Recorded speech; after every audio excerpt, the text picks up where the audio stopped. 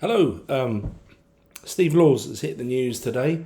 I knew of his name, but I actually didn't know much about him. But today I have learnt a lot. He's been in the news because he was on the Andrew Gold Heretics podcast, and then lots of other big right-wing YouTubers are talking about it. And so I've listened to it. I listen to Andrew Gold's podcast sometimes. Have done for a year or so. He popped up. Obviously, he's one of these sort of new people to it that's definitely media savvy. He's come from the media. He's very polished. I don't trust him at all. But, he has reasonable conversations with people, and I like to hear people express themselves. So I don't hate the guy or anything like that. I'm not that involved in my hatred of people from his group. But Steve Laws didn't have to talk some sense today. I was going to say I don't know. I could never agree completely with him, but we'll see, because about 4 years ago I made a video on this channel talking about the ethno-nationalist, ethno-civic positions, believing that you had to be one or the other. And actually now I think it's probably more nuanced. It's probably like a spectrum. Here's, if you care about the country and you're down here civic nationalist, and it goes up to full on. I'd say Steve Laws is at number 10. Literally rounding up anyone that's not ethnically English and removing them from the country. I think he's well-meaning, and I think when he's repeatedly said, he goes, what I care about is saving England for the English, and whatever has to be done shall be done. And it's like, okay, we have applauded great men in the past for that exact same sentiment, and they are listed in the top Englishmen of all time, aren't we? People that would just die for a cause. But it's to say you've got to break up families, mixed race families and stuff like that, and send people back. I just can't get. I'm not there yet, and I say yet because it's possible. The other big stumbling block for me is that my partner, my fiance, who we are getting married later this year, is Polish. I mean, we've been together 13 years. I couldn't imagine not being with her, and I think, Steve will say, well, he's got a priority list of people who get dealt with first, but eventually they come for her, and it's like, well, okay, well, I suppose now I have to leave, don't I? How would I fare in Poland? I like the Polish people. I love their country. I like their culture. I prefer ours. And I believe that I would be a victim of more xenophobia there than the average Polish person has been in this country. I think I'd be large. Most people would sort of be all right with me. They'd accept me. But, and not like other Brits that travelled abroad, I would make a massive effort to learn the language and let them know how appreciative I am and how much I like their culture, But anyway, back on track, Winston. So I do this thing. I like to use logic. It's like one of the only superpowers I have. And I like to just sort of do that thing where you go up 30,000 feet and you look down, and I go, logically, what's going to happen? No matter how absolutely awful it seems, and anyone that's watched any of my videos for the last couple of years when I've been quite black-pilled will go, yeah. Obviously, I believe that we're headed towards something extremely terrible, and it's going to be awful, but it's going to happen because the people that are guilty of causing the damage have got no option but to carry on, and eventually enough people that care about this country are going to say, no, we have to stop you, and the stopping them is not going to be nice because they won't allow it to be nice. Could I be more cryptic or vague? But it's YouTube, and you can't just talk about that stuff. But it's going to happen.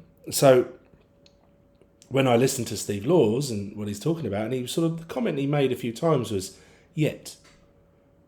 not enough people agree with him yet. And it's like, yeah, give it time. I notice it all the time when I talk to people, just in general conversations now. And I used to be a lot more careful and guarded how I would just slip in little bits of information, like opinions here, there. Nowadays, it's like, no pushback. People, yeah, I can see that. But what's the point of this video? It was, I don't know, maybe trying to think of what could happen to prevent the absolute worst case scenario. Like Steve Laws is talking about, of literally just deporting everyone that's not ethnically English and British. So in the video I made before, sorry, this is rambling, it's me. I talked about patriotic alternative, and they had two policies that I didn't agree with. The rest of them I agreed with. They were pretty much like the other sort of right-wing nationalist kind of parties, UKIP, etc. And one of them was about politics, and the other one was about the repatriation. Now, I'm on board a bit with the repatriation, but not everybody.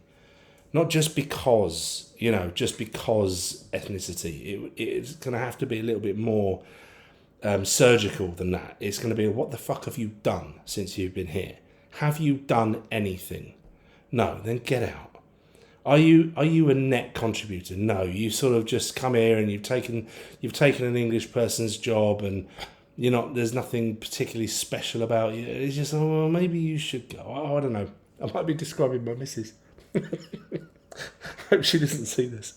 But there's got to be a line where you say, no, you can't just send everyone. But the other policy that Patriot Alternative have that I opposed a lot was about the standing for political positions. They said you can do it unless you're ethnically English or British, And I was like, well, I really like David Curtin. And it's like, okay, sorry, David, if you watch this, but no, I know, completely agree. I think you'd have to show lineage. 3 generations of English stroke British lineage in this country. Like, I think the podcast I noticed was saying something similar, but they were saying like 1 grandparent. And I was saying, no. No, I want 6 great-grandparents to be British. Then you can stand for... is it 6? Was it 8? My maths. It'll be 8, wouldn't it? Sorry about that. Yeah, we need to do something about the education in this country. 8 grand-grandparents, oh my God, I can't speak, that are British. And then you can stand for your local election. Absolutely agree with that. I mean, while we're on politics as well, I would definitely, elected politicians, I would say, yeah, you've got like an 8-year period where you can be in politics, then you've got to get out, and you're going to be audited up the wazoo for the rest of your life to make sure that you're not you weren't in office to enrich yourself. It would have to be like something that people do as a service, like as actually serving your country. It's a sacrifice that you make. I would also then make it extremely well paid. I would index link it, if you were in Parliament, to the average national wage, but like times 20. You get 20 times what the average wage is, and you're going to be incentivized massively to make sure that people are really well off, aren't you? Not just the rich people, just everyone's better off. Do something similar with the civil service, which is going to get tiny under Winston's Britain. But yeah, like, okay, if you're a secretary, if you're admin in a civil service, then you can be there for life. But if you get to a position where you're decision making, you're the one that decides who gets contracts and stuff like that, no, then that contract changes then, and you've got a very limited period. You're going to be extremely well paid, and you can have a good pension afterwards, but you're going to get the auditors on you for the rest of your life to make sure that you're not you haven't been basically corrupt. Anyway, sorry about the politics thing, I went off on there.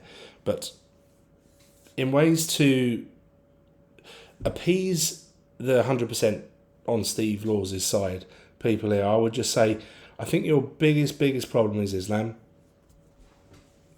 And if that was dealt with extremely harshly, as soon as possible, then I think you'd feel a lot better. So I prescribe it as a terrorist ideology and ban it, basically. I never used to believe that was possible, but I just think now it has to happen. You have to ban it.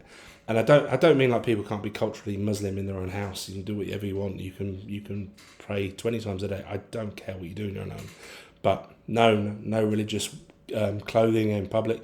No mosques. They can be sold off. They can be confiscated, sold off. Give the proceeds to the victims of grooming gangs. Ban obviously the halal stuff, and not just halal slaughter in this country, but ban importing it. I don't care. Carl Benjamin was saying, "Oh, you're going to starve them." I said, "Well, they could be hungry, but they can be vegetarian, can't they? Eat fish, or they can convert to Christianity, can't they? And they can eat as much meat as they want." I'd be brutal. I'd be absolutely brutal with it, because it's the only language that brutal ideology would understand. Obviously, FGM is already illegal, but I would just deport the whole entire family. Any young girl that's had her labia sliced off, just our family gone. You're out of here. Obviously, even before that, no social housing to anyone that identifies as Muslim. No social welfare to anyone that identifies as Muslim. This is a quick way to get them to convert. But then also, if you're not contributing and you're not British, or you've got dual citizenship and you're just on welfare, you're gone. No welfare to any foreigners. Get rid of all foreign criminals. You can just be extremely brutal, because that's what's necessary. But that would be the kindest thing to do, because that would stop the absolute horror of what it could be if we don't start doing stuff like that, and start doing it as soon as possible.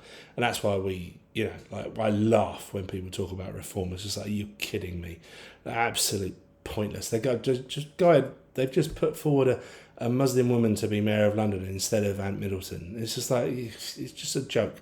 It's an absolute joke. And the sooner, the majority of people that are still sucking Farage's dick realise it, then we can actually get on with fixing our country. But he's not the guy.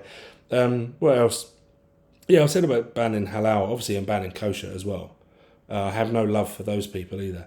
And also, I'll ban the removal of the end of a little baby boy's penis as well. I consider that to be genital mutilation. So yeah, you can all fuck off as well if you do that. And if you're 18 and you're Jewish and you want to have the end of your knob snipped, then you crack on, mate. Up to you. I don't know. I think I've covered everything. Oh no, there's another thing as well that will deal with so much of the problem we've got. So anyone that is illegally in the country, they've got to be working somewhere, right? So anyone that is employing an illegal gets an automatic 5-year prison sentence for having an illegal person working for their business, and an additional 1 year for every additional illegal person.